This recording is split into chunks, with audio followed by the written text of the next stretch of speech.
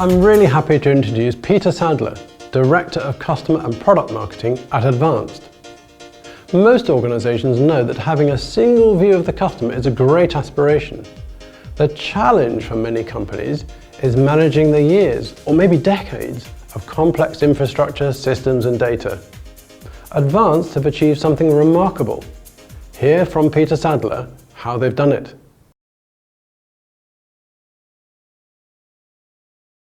Hi, my name is Peter Sadler. I'm Customer and Product Marketing Director at Advanced. I'd like to start just by saying thank you to Chris and Daniel for inviting me to speak today and to you for tuning in. As well as customer and product marketing, I look after marketing operations. And I used to say it was a bit of an unusual combination, but as time passes by, I think it was perhaps a really good piece of organisational design by Advanced, even though it came about through something of a natural evolution. And that's what I think the next 15 minutes is about, to be honest. It's about how we use technology in Advanced to drive for our customers. So let's just give you a little bit of background about Advanced, the company. The company's grown very rapidly in a short period of time. And we're today with the third largest software provider with a UK headquarters. In 2015, Advanced was acquired by Vista Equity Partners, led by Robert Smith. A couple of points about Vista that are pertinent to this story. One is that it's a software-only portfolio. So there are about 60 organisations in the portfolio, all provide software. And we, between the whole portfolio, share best practices, we share approaches between us all. And that's very notable for the Advanced story. And today, Vista have a 50% share in Advanced, the other 50% being with partners in London. The value of the company, notable, in that 4 years, has grown by 3 times. And a good deal of that is down to how we approach and work with our customers. So today we have around 2,500 employees. We're rapidly growing the portion of our customer base that are using our cloud solutions. And as a result, our recurring revenues are increasing. And over the period which Vista has owned Advanced, and during the period which our CEO, who was appointed in 2015, Gordon Wilson, has been in charge, we have increased our Net Promoter Score by over 40, which is something of a meteoric rise. So as we move through and look at the transformation, if you like, that Advanced went through from 2015. 13 essentially siloed businesses became one. You'll hear people from Advanced talk about One Advanced, such is our obsession with appearing and operating and behaving as a single organisation for our customers. Previous to that time, if you'd had more than one solution from Advanced, it was probably by accident or by some dint of history. And we often didn't know that we were dealing with the same customer through different parts of the organisation. We had lots and lots of offices, most of them spread through the UK. Today, we have 4 or 5 regional hub offices, all of which are what you would expect to see from a high-level functioning, customer-obsessed organisation. They're places that we would bring our customers and our partners into to work with. We have today single functions. I work in a marketing team under Sally Scott, our Chief Marketing Officer. Previously, I was one of 13 heads of marketing, all doing our own things.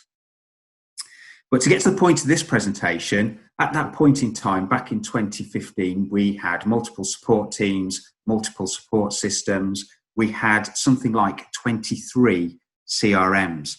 So how on earth would you ever get to a single view of the customer with 23 CRMs? One of the things that Vista works with its portfolio companies around is what they call their boss stack. And this is the core set of systems and processes that we adopt and implement across our organisation. It took us the best part of 18 months to get anywhere near being happy with how we had implemented the Boss Stack. The key element of that is Salesforce. And that is the core around which all of the systems operate. It's the systems that you'll see in virtually every Vista company, and it's that lets us learn from each other, share best practice with each other, and compare ourselves with each other. In a little while, you'll see the types of technology that we use in our sales and marketing function. The first question we always ask of any provider is, do you integrate with Salesforce? Now, it's the world-leading CRM, so in 99% of cases, the answer is yes. But one thing I would advise is ask how it integrates. There is integration and there's integration. Be sure that you know what is involved in integrating your solutions into Salesforce, and be aware of that before you go ahead. Advance continues to be very acquisitive. So in the past 2 or 3 years, in each year, we've acquired 3 or 4 other companies.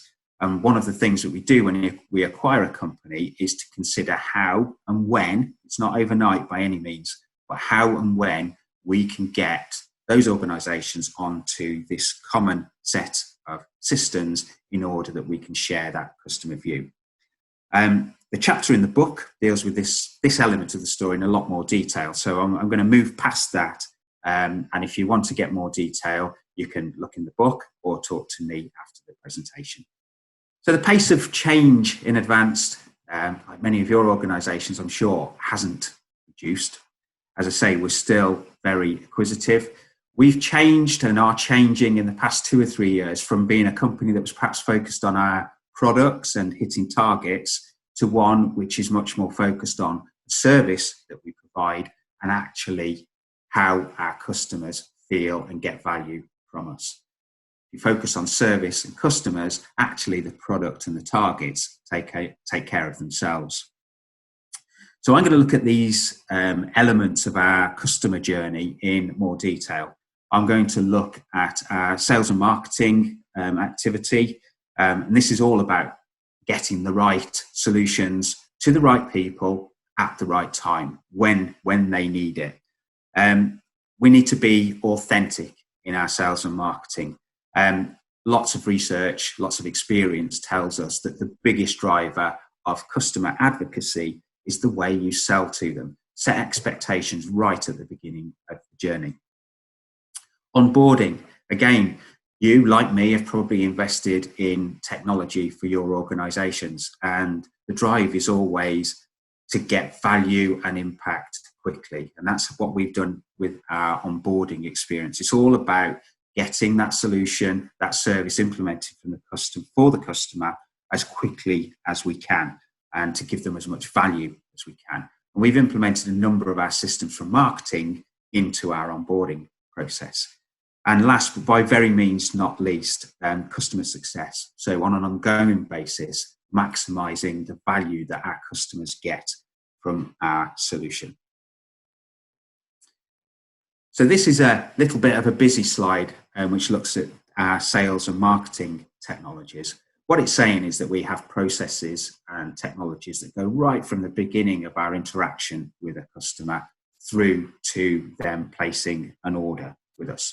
Lots of different technologies deployed in lots of different places, but I'll just focus in on 2 here if I can. So first of all, sales engagement. So how do we ensure that the journey from being a prospect to an advanced customer is the very best it can be? We use Marketo, our marketing automation tool, at the beginning of that journey. But as that prospect engages with us and moves to our business development team and then into our sales team, we use a piece of software called SalesLoft. That's our sales engagement platform. And that's how we ensure those prospects get the very best journey with us.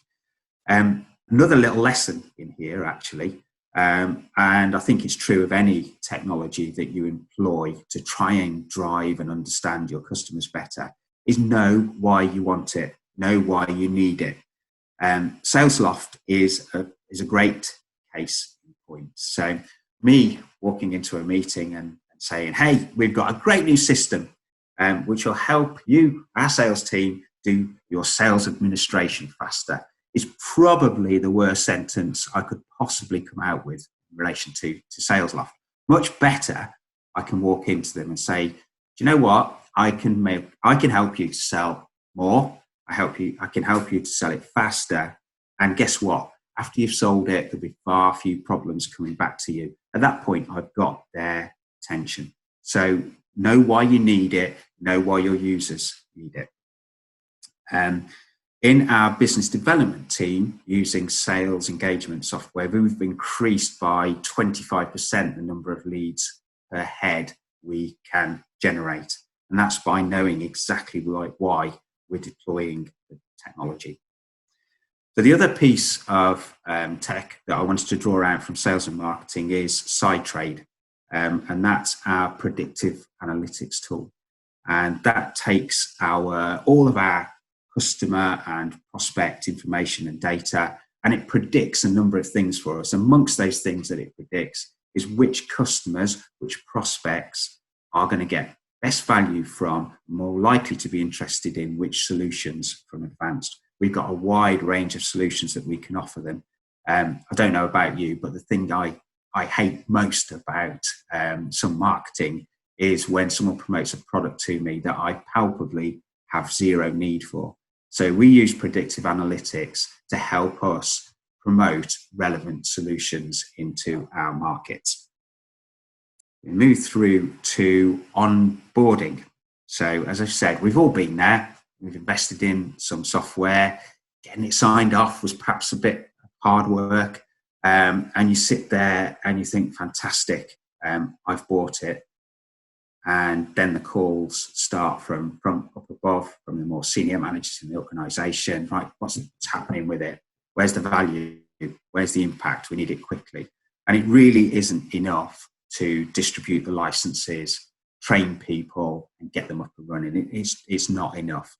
So we've used a number of our marketing technologies, and you can see on the screen here, we've used Marketo and SalesLoft, talking to Salesforce. Always talk to Salesforce to help streamline our onboarding process, our implementation process.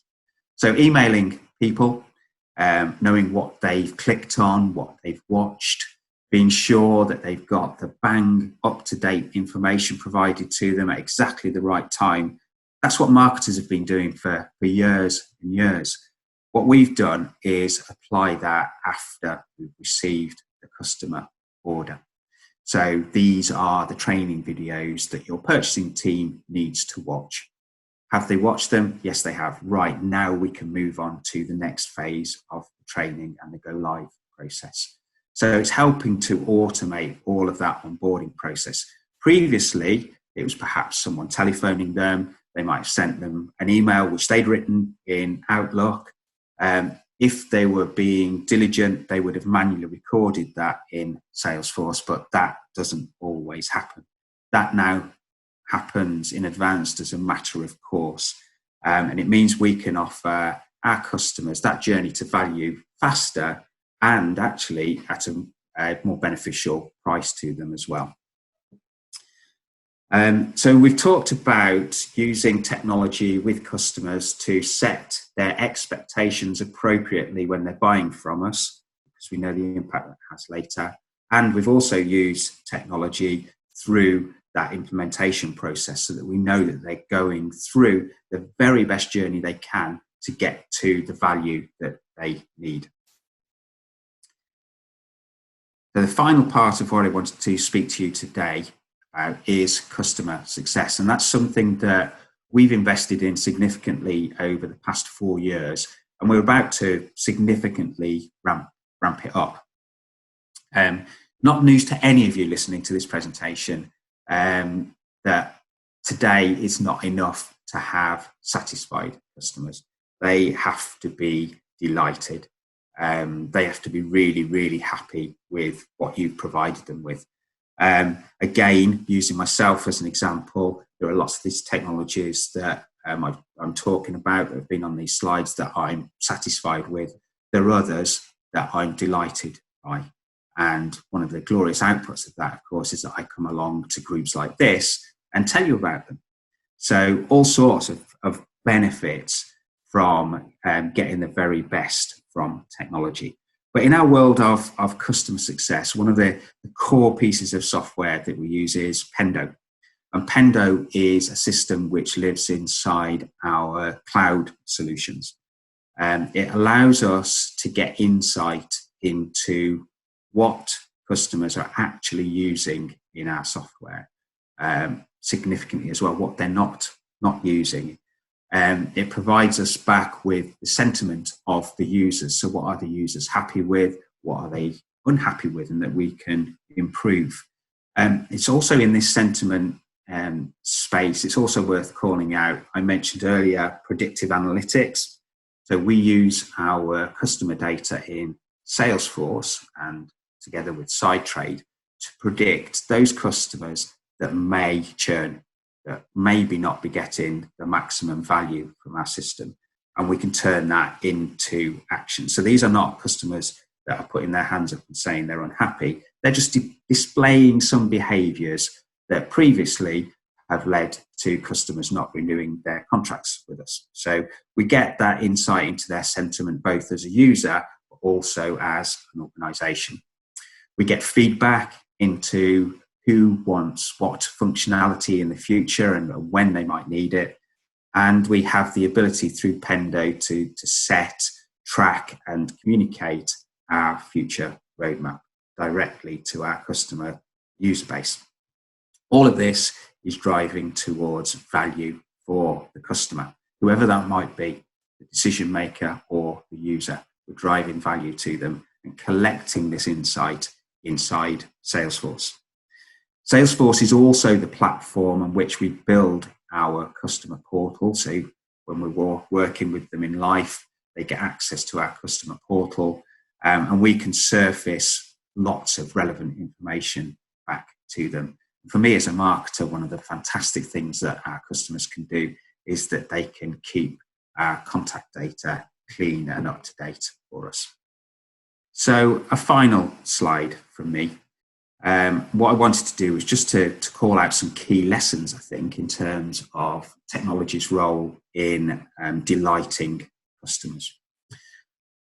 In chapter in the book, we talk a lot about how hard data is to get right.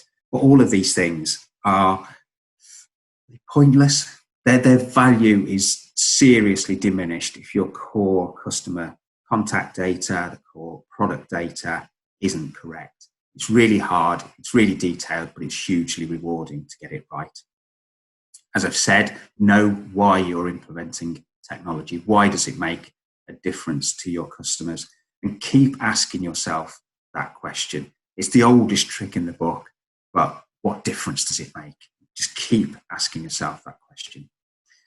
Be creative. So we invest in technology, we have customer data. Think broadly about your business. A marketing tool can absolutely work in implementing software. It can absolutely work in the delivery of customer success. Tenacity. So you're doing this, you have to be tenacious. It's an absolutely key attribute. You have to keep selling it internally, you have to sell it hard, and you have to sell it consistently. Keep at it, because it is difficult and it would be easy to give up, but that value and the reward at the end of it for you, your customers, and ultimately your organisation is massive. And part of that is making space for people to properly adapt technology and adopt it.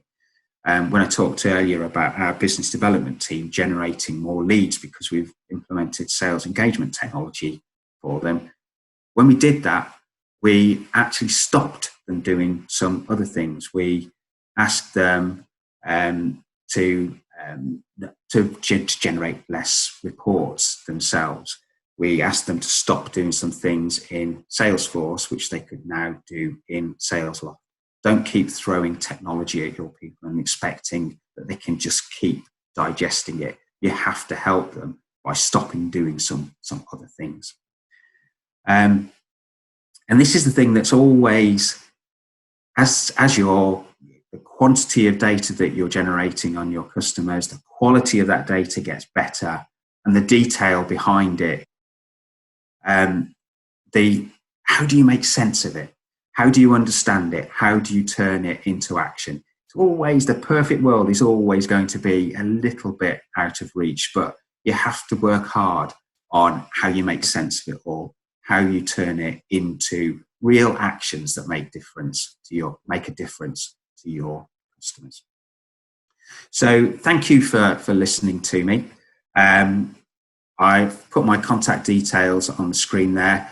I'd love to hear from any of you about your experiences. We haven't got this right yet, so any insights you can give me, I'd be delighted to hear about, and I hope the last 15-20 minutes has been useful to you. Thank you very much. Thank you, Peter, for touring us through the data possibilities of the new customer economy and how these impact our futures right now. For example, do you agree with, when providing a great customer experience, data is the new oil? Now, let's continue the Customer Catalyst conference.